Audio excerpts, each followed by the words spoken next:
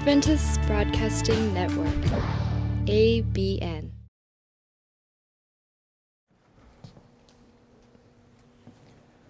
참 싱그러운 봄날의 새벽입니다. 이곳 삼육동의 새벽 공기는 깨끗하기만 한 것이 아니라 더 나아가 향기롭기까지 합니다. 안녕히 주무셨습니까? 예. 하나님의 말씀, 성경 베드로전서 1장을 펴시겠습니다. 베드로전서 1장 3절 4절을 읽겠습니다.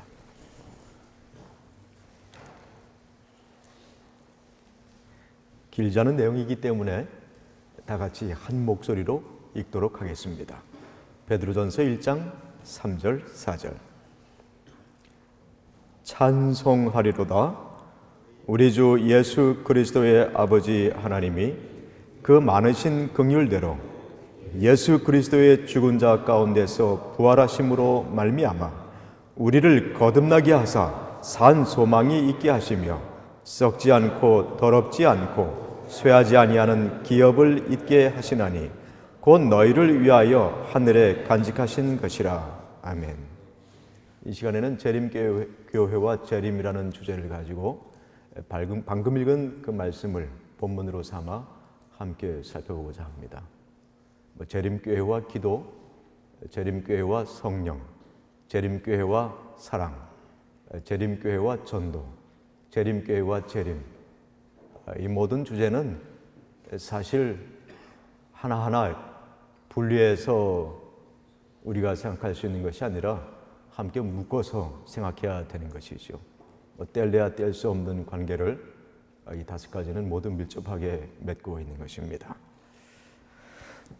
그러나 이 아침에는 앞서 말씀드린 것처럼 재림교회와 재림에 초점을 좀 맞추어 보고자 합니다. 막 30을 넘긴 때였어요. 영어 회화를 더 잘 배우고 싶어서 제가 자청해서 어떤 외국인을 이따금 만났습니다. 그러다 보니까 둘이 좀 더 가까워지는 사이가 되었습니다.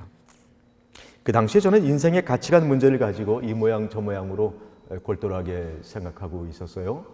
그래서 그 외국인 친구에게 질문을 했습니다. 당신은 어떤 가치관을 가지고 있습니까? 이런 질문을 하면 대개 주저주저하다가 애매한 답변을 들려주든지 아니면 손사래를 치면서 아무 답변도 하지 않고 웃어 넘기고 마는 경우가 대부분입니다. 그런데 이 친구는 좀 달랐어요. 즉시 답변을 했습니다. 조금도 주저하지 않았어요. 나는 종말론적 가치관을 가지고 삽니다. 종말론적 가치관이라니. 예기치 못한 답변이었어요. 문자적으로는 알아들었습니다만 그 의미는 제가 잘 알 수가 없었습니다. 영어 실력이 짧아서 제대로 묻고 구체적으로 듣지를 또 못했습니다. 가치관에 대한 대화는 단문단답으로 싱겁게 그날 끝나고 말았어요. 근데 그 후에 그 친구의 답변을 곰곰 생각해 보면서 또 세월이 흐르면서 무엇인지 깨달을 수가 있었습니다. 아시다시피 재림의 날은 이 세상의 모든 것의 끝이, 결국이, 종말이 드러나는 날입니다. 따라서 우리가 재림의 날을 끌어당겨서 미리 앞당겨가지고 지금 오늘 재림의 날의 기준에서 예수님의 시각, 예수님의 관점, 예수님의 입장에서 바라보고 분석하고자 한다면 무엇이 참된 것인지, 무엇이 가치 있는 것인지, 무엇이 영원한 것인지, 무엇이 하나님 앞에서 간합될 수 있는 것인지, 지금은 보잘것없이 느껴질지라도 무엇이 종국에는 아주 크게 존귀하게 인정받을 수 있는 것인지 등등 이 모든 것을 살펴 알 수 있는 것입니다. 재림의 날의 기준은 재림의 주이신 예수님의 시각, 관점, 입장은 분별과 판단과 선택의 지혜를 우리에게 주고 있는 것입니다. 이것이냐 저것이냐를 확고하게 분별할 수 있고 두 사이에서 머뭇거리지 않게 해주는 것입니다. 셰익스피어는 햄릿을 통해서 사는 것도 죽는 것도 내게는 문제로구나. 그러니 나는 어쩌면 좋으랴. 그렇게 탄식을 했어요. 염려와 근심, 번뇌와 고뇌 가운데 빠져 있었습니다. 재림의 주이신 예수님 밖에 있는 자의 모습인 것입니다. 그런데 바울은 빌립보서 1장 21절에서 내게 사는 것이 그리스도니 죽는 것도 유익함이니라 라고 간증하면서 사는 것도 죽는 것도 내게는 전혀 문제가 안 된다 라고 하고 있는 것입니다. 그러면서 바울은 한 가지 소망이 있는데, 전과 같이 이제도 살든지 죽든지 내 몸에서 그리스도가 존귀되는 것이라고 했습니다. 재림의 주이신 예수 그리스도 안에 있는 자의 모습인 것입니다. 디모데후서 4장 7절 8절에서 바울은 이와 같이 간증했어요.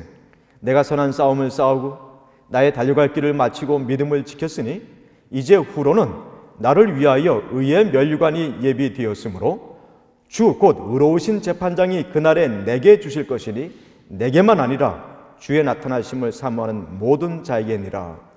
이 내용을 보니까 바울이 어떻게 선한 싸움을 싸울 수 있었고, 어떻게 믿음을 지킬 수 있었고, 어떻게 달려갈 길을 다 마칠 수 있었을까요? 바울은 종말론적인 가치관을 가지고 있었어요. 재림의 날을 그의 생애의 기준으로 삼았을 뿐만 아니라, 재림의 날을 그의 생애의 근거로 삼았을 뿐만 아니라, 재림의 날을 그의 생애의 분별 내용으로 삼았을 뿐만 아니라, 재림의 날을 그의 생애의 원동력으로 삼은 것입니다. 그의 마음속에는 주님의 나타나심의 날이 항상 자리 잡고 있었던 것입니다. 세상 종말, 즉 재림의 날을 기준으로 삼아서 무엇이든지 분별하고 결정하고 행동으로 옮기는 것, 이것을 가리켜서 신학적인 표현을 빌리자면 종말론적인 가치관이라고 우리가 할 수 있는 것입니다. 종말론이란 종말의 이치를 뜻하는 것입니다. 그러므로 종말론적인 가치관이라는 것은 종말의 이치에 기초한 가치관이라고 우리가 정의를 내릴 수 있는 것입니다. 솔로몬도 우리에게 다음과 같이 얘기해 주고 있습니다. 일의 결국을 다 들었으니 하나님을 경외하고 그 명령을 지킬지어다. 이것이 사람의 본분이니라. 하나님은 모든 행위와 모든 은밀한 일을 선악간에 심판하시리라. 일의 결국, 하나님은 선악간에 심판, 그건 종국에 결정적으로 있게 될 일인 것이죠. 이처럼 솔로몬도 마침내는 종말론적인 가치관을 지닐 수 있게 되었던 것입니다. 한때 그가 그 사실을 잊고 살았던 적이 있었죠. 그러나 그것을 깨닫고 나서 전도서 12장 13절 14절에서 방금 제가 읽어드린 것처럼 그런 내용을 고백을 했던 것입니다. 우리가 재림의 날에 초점을 맞추고 산다는 것은 어제가 아니라 내일을, 과거가 아니라 미래를, 즉 재림의 날을 생각과 행동의 출발점으로 삼는다는 것입니다. 오늘을 생각과 행동의 출발점으로 삼는 것이 아니고, 어제를 생각과 행동의 출발점으로 삼는 것이 아니고, 재림의 날을 앞당겨가지고 지금으로 앞당겨서 이곳, 내가 있는 이 자리로, 이 시간으로 끌어당겨서 그날을 생각과 행동의 출발점으로 삼는다는 것입니다. 어제나 과거가 나를 꼴지어가게 하는 것이 아니라 내일이, 미래가, 정확하게 말씀드리자면 재림의 날이 나를 꼴지어가게 하겠다, 그 뜻이 되는 것입니다. 지금은 누군가가 저에게 어떤 가치관을 갖고 살고 있느냐 그러면 저도 주저없이 종말론적인 가치관을 가지고 살고 있습니다 라고 대답을 하고 있어요. 다들 의아하게 그 대답을 듣고 이렇게 저를 쳐다봅니다.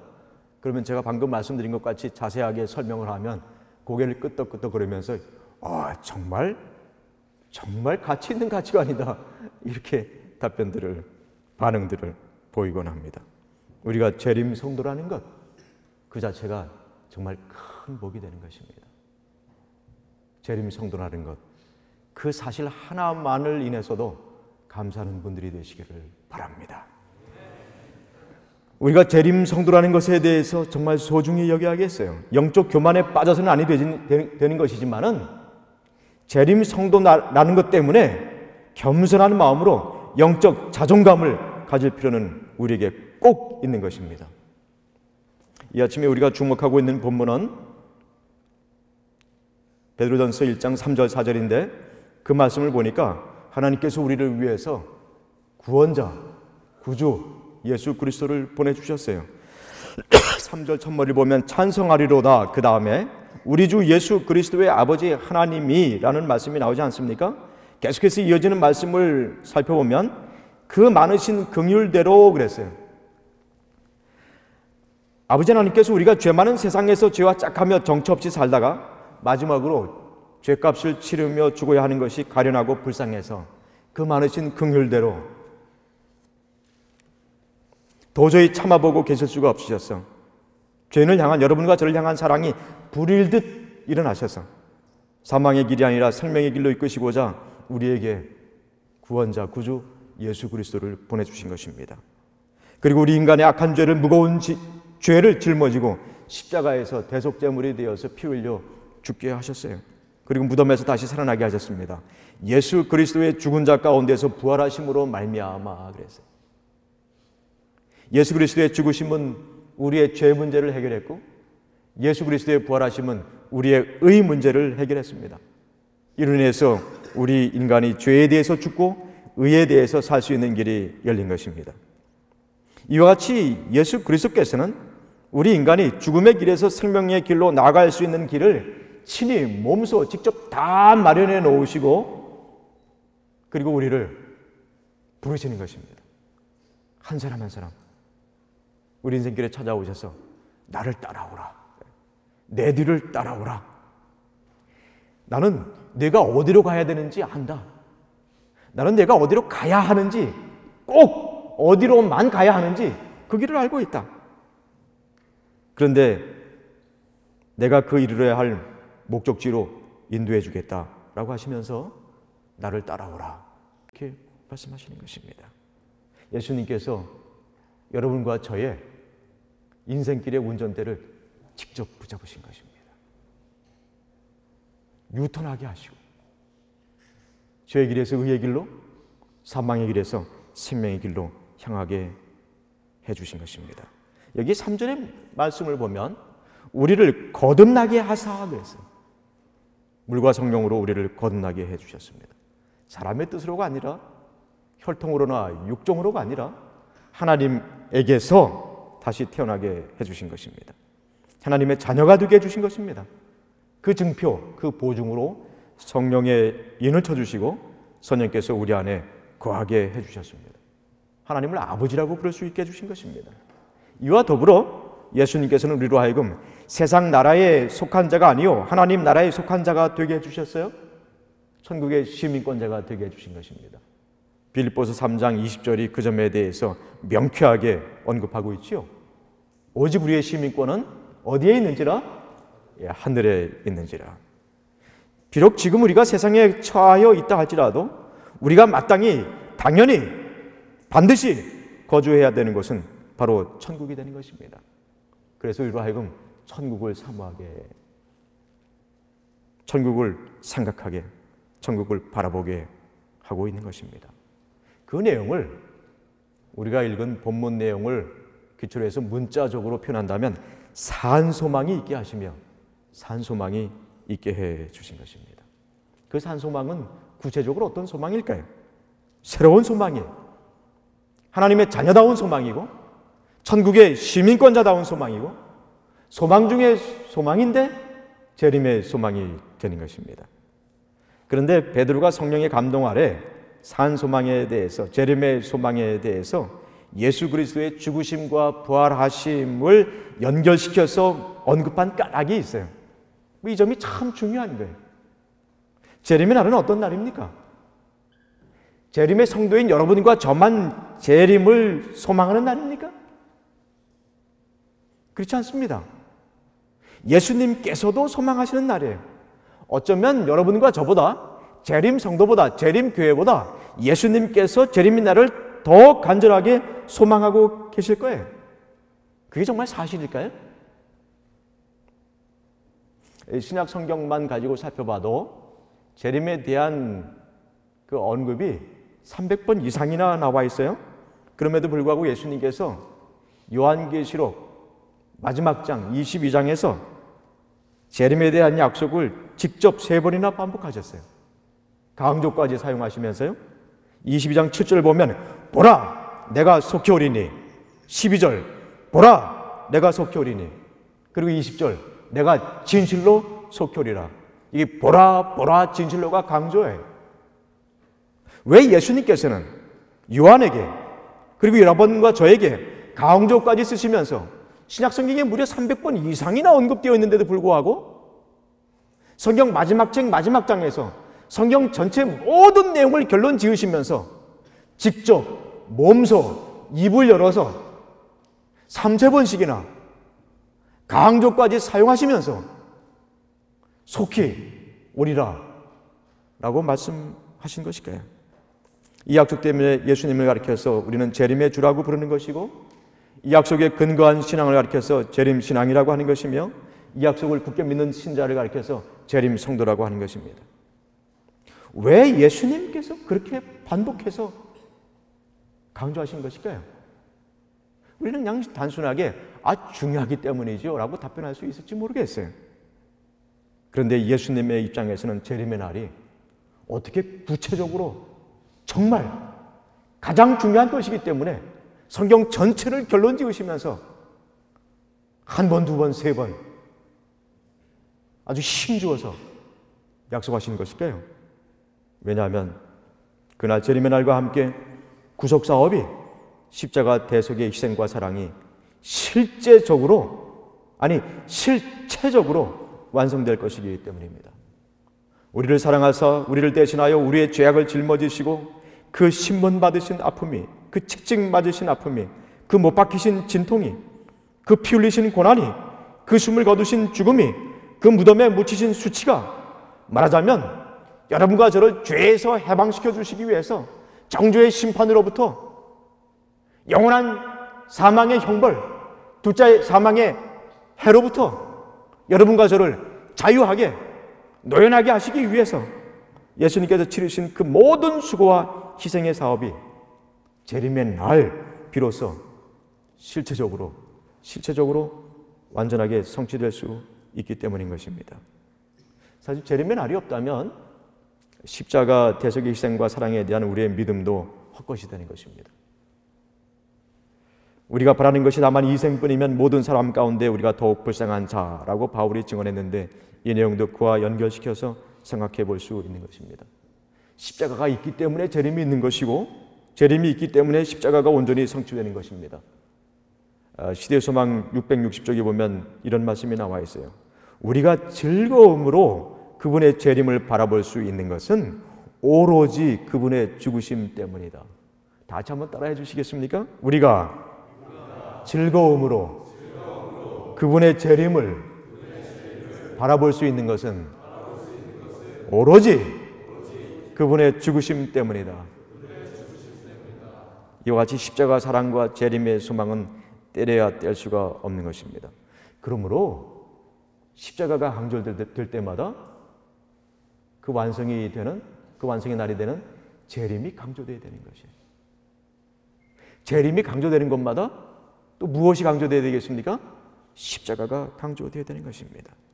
시작도 중요하고 과정도 중요하고 결과도 다 중요하지만 그 중에 사실은 결과가 없으면 시작과 과정이 의미가 없는 것입니다.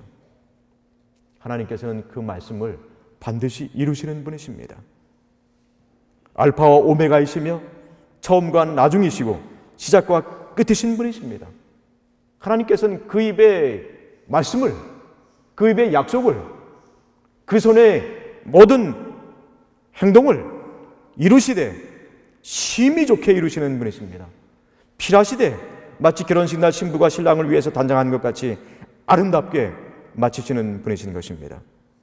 제가 앞서 질문드린 내용에 대한 답변이 다 되었습니다만 다시 한번 강조하고 싶은 것은 예수님께서 어쩌면, 사실은 여러분보다 또 저보다 재림 성도 어느 누구보다 재림의 날을 더 기다리시고 더 사모하시는 것을 우리가 알 수 있는 것입니다.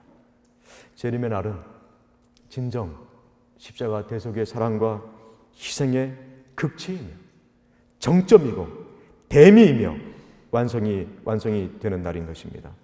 재림의 날, 그날이 오면 우리는 큰 영광과 큰 권능으로 강림하시는 예수님을 두 눈으로 직접 볼 것입니다. 재림의 날 그날이 오면 우리는 예수님의 지극한 사랑을 온전히 입을 것입니다.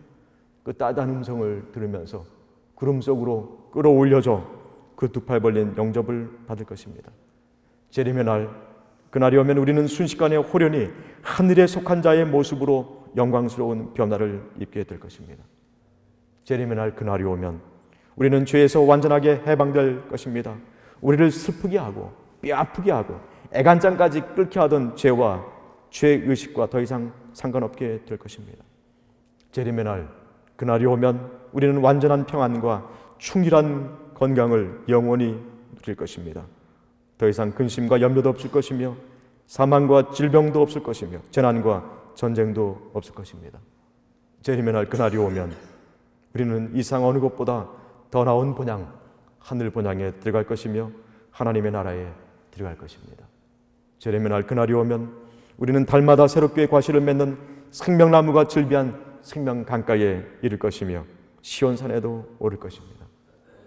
재림의 날 그날이 오면 우리는 어린 양의 노래, 승리의 노래, 시온의 노래를 마음껏 목청껏 부를 것입니다. 재림의 날 그날이 오면 베드로전서 1장 4절 우리가 본문으로 택한 베드로전서 1장 4절 말씀대로 우리는 썩지 않고 더럽지 않고 쇠하지 아니하는 기업을 영구적으로 잊게 될 것입니다.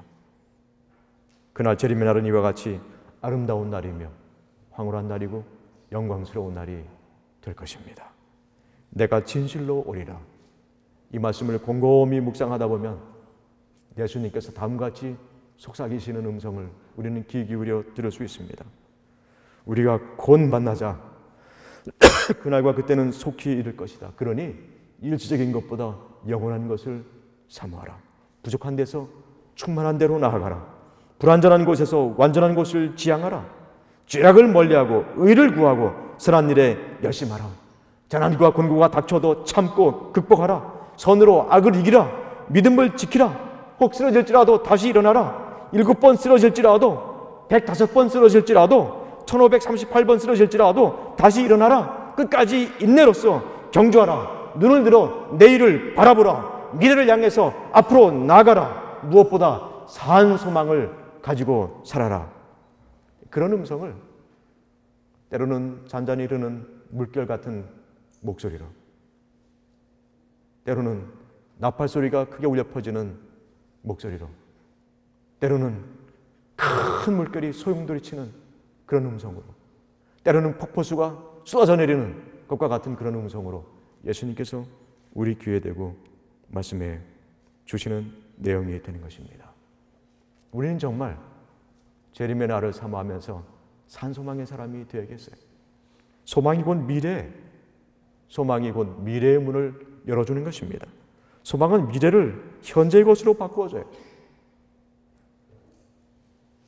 종말론적인 가치관이라는 것은 재림의 날만 앞당기는 것이 아니라 이 땅에서 하늘 시민권자로서 살아가고자 하는 그런 바람이고 살아가는 내용이고 그런 말미암아 맺는 생활의 열매가 되는 것입니다.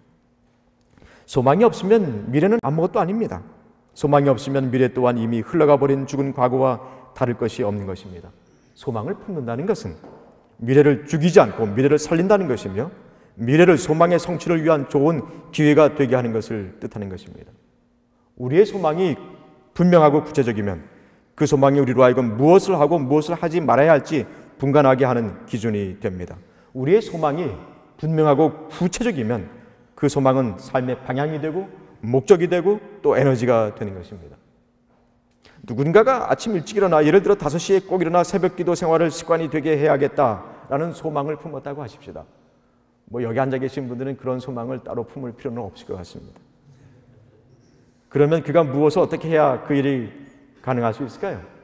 아주 크고 요란스럽게 울리는 알람 시계를 몇 개 사다 놓고 머리맡에도 놓고 발치에도 놓고 문 위에도 올려놓고 그래서 알람 소리가 울리게 하면 되는 것일까요? 그것도 필요할지 모르겠어요. 그보다 더 중요한 것이 있겠죠. 일찍 자야 하는 것이겠죠. 6시간, 7시간은 자야 되잖아요. 그럼 10시나 11시에는 잠들어야 되겠죠. 혹시 인터넷을 늦게까지 하는 습관이 있다면 그 습관을 버려야 할 것이고, 건강을 위해서 운동을 하되 늦게까지 하는 습관이 있다면 어떻게 해야 될까요? 그 습관은 버려야 될까요? 아니요, 좋은 습관이기 때문에 버리지는 말아야겠죠. 시간대를 바꿔야 되겠죠. 늦은 저녁에 약속을 할 수 있는 대로 어떻게 해야 될까요? 피해야 되겠죠. 일찍 편안하게 잠을 자려면 자기 2시간 전부터는 아무것도 먹지 않는 것이 좋지 않겠습니까? 우리의 소망이 분명하고 구체적이면 제가 방금 말씀드린 것처럼 우리가 집중해야 되는 그 사실에 초점을 맞추어서 전심전력하게 하는 것입니다. 거기에 맞춰서 우리의 삶을 바꾸는 것입니다. 조절하는 것입니다. 그 결과는 마침내 소망을 성취하게 하는 그런 열매를 맺게 합니다. 이러한 사실 때문에 하나님께서는 우리가 소망을 품고 살기를 바라는 것입니다. 특별히 재림의 날을 고대하고 사모하면서 살기를 바라고 계시는 것입니다. 그런데 우리가 소망을 가지되 꼭 기억해야 되는 것이 있어요. 크고 작은 모든 소망이 하나님에게서 비롯된 것인지, 하나님의 뜻과 일치된 것인지, 소망 중에 소망인 재림의 소망과 조화를 이루고 있는 것인지 살펴보아야 한다는 것입니다. 어떤 소망이든지 우리의 소망이 재림의 소망과 합집합이 되어야 한다는 것입니다. 그럴 때 영원한 가치가 있는 것이죠. 때로는 그 소망을 위해서 목숨까지 걸어도 아깝지 아니한 것이 되는 것입니다. 그 과정이 너무나 어렵고, 그 과정이 너무나 힘들고, 그 과정이 너무나 고통스러운 것이라 할지라도 그 소망이 재림의 소망과 일치된 것이라면 궁극적으로는 승리가 보장되는 것입니다. 우리 속에 참 소망을 주신 하나님께서 살아계시기 때문인 것입니다. 요셉의 생애를 보십시오. 감옥이 끝이 아니었어요. 다니엘의 생애를 보십시오. 사자굴이 끝이 아니었어요. 예수님의 생애를 보십시오. 십자가나 무덤이 끝이 아니었어요. 저들의 소망은 아주 분명했기 때문이었어요. 소망의 주 하나님께서 살아계시기 때문이었습니다. 모세를 보십시오. 그 부모는 산의 아이는 죽이라는 바로의 명령을 무서워하지 않았어요. 모세 또한 바로의 공주라고 불리우는 것을 조금도 다르게 생각하지 않았어요. 차라리 하나님의 백성과 함께 고난받기를 택했어요. 그리스도와 함께 받을 능력을 애굽의 모든 보화보다 더 귀히 여겼습니다. 그 까닭이 무엇이었습니까? 이는 상주심을 바라봄이라. 히브리서 11장 26절 내용이 되는 것입니다. 재림의 날을 바라봤기 때문입니다.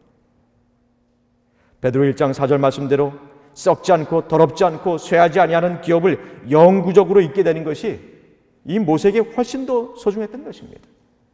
아브라함과 이삭과 야곱은 어찌 고향을 떠나서 외국인과 나그네의 삶을 살았습니까? 히브리서 11장 16절 보면 저희가 이제는 더 나은 본향을 사모하니 곧 하늘에 있는 것이라. 이와 같이 재림신앙은 미래지향적인 것입니다. 재림 성도는 과거주의자가 결코 아닙니다. 뒤를 돌아다보는 자가 아니에요.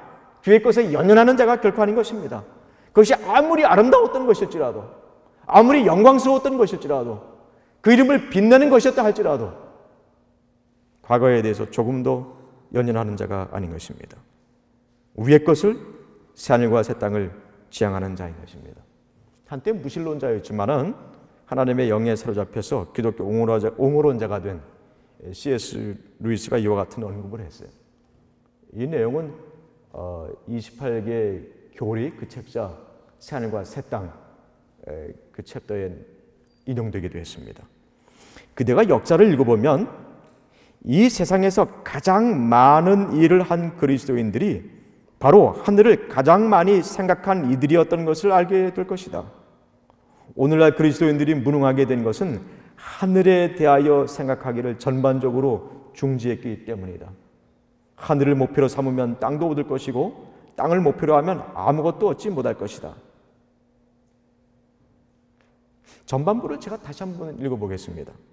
그대가 역사를 읽어보면 이 세상에서 가장 많은 일을 한 그리스도인들이 바로 하늘을 가장 많이 생각한 이들이었던 것을 알게 될 것이다. 오늘날 그리스도인들이 무능하게 된 것은 하늘에 대하여 생각하기를 전반적으로 중지했기 때문이다. 무능한 신앙생활이 아니라 능력 있는 경건의 모양만 가지고 있는 신앙생활이 아니라 경건의 능력을 지닌 신앙생활을 지속적으로 이루시기를 갈망하십니까? 보다 더 크고 보다 더 많은 일을 이루시기를 열망하십니까? 그렇다면 위를 쳐다봐야 하는 것입니다. 눈을 들어서 좀 더 높은 곳을 바라봐야 되는 것입니다.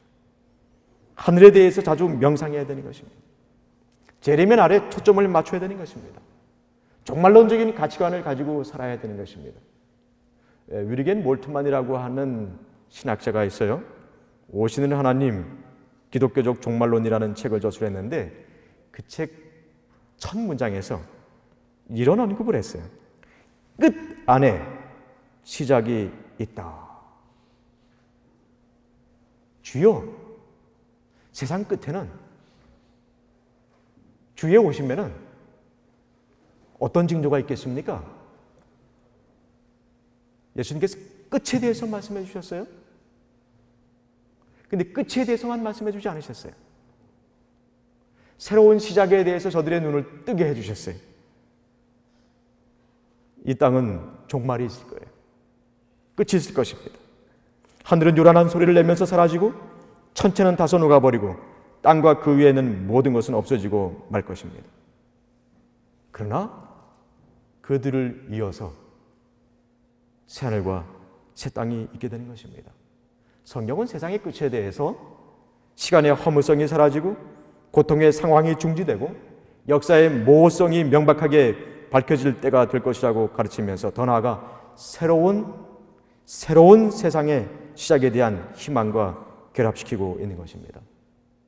성경은 세상의 끝에 대해서 비관주의나 회의주의나 냉소주의를 아주 단연코 거부하는 것입니다. 세상 끝에 대한 불안이나 공포, 의식은 더더욱 거부하는 것입니다. 종말에 대해서 얘기하지만은 끝에 대해서 언급하지만은 종국에 대해서 선포하고 있지만은 그게 전부 다가 아니라는 것을 아주 확실하게 드러내어 밝혀주고 있는 것입니다. 새로운 시작이 있는 것이에요. 새하늘과 새 땅이 있는 것이죠. 산 소망의 근거가 되는 것입니다. 오히려 성경은 종국 안에서 새로운 시작을 보게 하고 지구촌의 마지막 재난을 새로운 세상의 시작을 위한 마지막 징조요, 마지막 산고로서 가르치는 것입니다. 죽은 자는 아무것도 모르죠. 죽음이 모든 것을 종식시키기 때문인 것입니다. 그런데 예수님께서 세상에 오셔서 십자가에 죽으시고 무덤에 묻히셨으나 다시 부활하셔서 죽음의 힘이 지배하는 세상의 역사를 완전히 바꿔놓으셨어요. 죽음이 생명의 종착지가 아니라 죽음이 새로운 생명의 출발점이 되게 하셨어요. 생명의 끝을 새로운 생명의 시작이 되게 한 것입니다. 운명적으로 죽음을 향해서 굴러가던 바퀴를 완전히 되돌려 놓으셨어요. 생명을 향해서 굴러가게 해주신 것이죠. 그런데 성경은 이러한 예수님이 이 땅에 다시 오셔서 재림의 주가 되사 다시 오셔서 이 세상이 끝으로만 마무리 지어지는 것이 아니라 새로운 시작으로 이어지게 하실 분이신 것을 우리에게 증거하고 있는 것입니다. 성경은 붕괴를 향하여 치닫고 있는 이 나가빠진 세상과 밖을 진정한 대안을 분명하게 제시하고 있는 것이죠. 희망 중에 희망이 되는 것입니다. 재림 성도는 희망의 사람이고 희망의 기별을 전하는 그런 사람인 것입니다. 재림교회와 재림은 정말 우리에겐 놀라운 것입니다. 먼 미래에 있는 어떤 것이 아니에요. 지금 내 속에서 아주 강력하고 뜨겁게 아주 역동적으로 역사하는 하나의 무브먼트 운동입니다. 말씀이 살아있는 것처럼 재림의 날이 우리 속에서 살아서 꿈틀거리는 것입니다. 우리를 앞을 향해서 잡아 끌어당겨주는 것입니다. 앞을 향해 나가도록 뒤에서 밀어주는 힘이 되는 것입니다. 기도의 습관, 성령의 충만, 사랑의 행실, 전도의 열정, 재림의 소망, 이 모든 것은 하나로 연결되어 있어요. 처처의 기근과 지진, 해일, 전쟁 등 각종 재난이 더욱 심하고 더욱 빈번할수록 우리는 지구촌의 종말보다는 지구촌의 희망을 바라봐야 되고 그 희망을 전해야 되는 것입니다. 기도하는 자, 성령이 충만한 자, 사랑의 따뜻한 손을 가진 자, 전도의 열정을 품은 자가 해야 되는 것, 그것은 사실은 희망 중에 희망의 기별을 전하는 것, 그것이 되는 것입니다. 희망 중에 희망을 우리 스스로도 품고 널리 증거하는 여러분과 제가 되기를 바라면서 말씀을 마치겠습니다. 기도하시겠습니다.